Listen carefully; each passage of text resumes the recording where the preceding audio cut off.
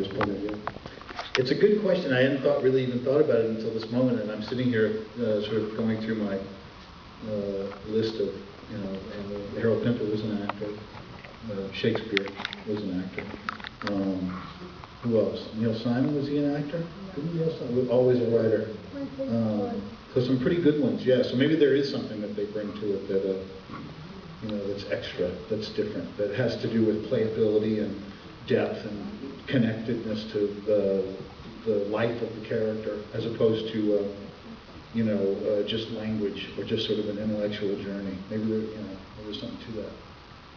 Right. Also, I've found that, when it's a really well-written play, is a lot easier to memorize. The lines just kind of flow. The language is just terrific, and it's a lot easier to work with.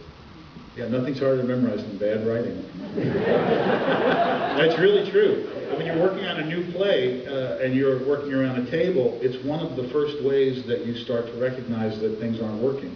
If a good actor is having a tough time getting dialogue into their head, you can almost be sure that there's something wrong with it. It may just be it's not connected at the moment. Well, yeah, breaking that down, why, for someone who's not an actor who doesn't understand that process, why would that be?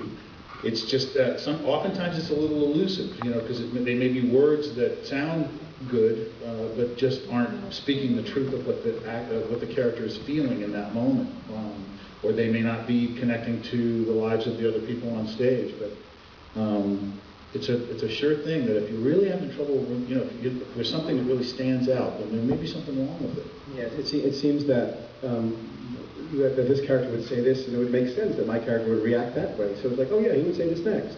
You're on the same path with him. You're on the same train. And so sometimes when you sort of see a lovely piece of writing, it's like, oh.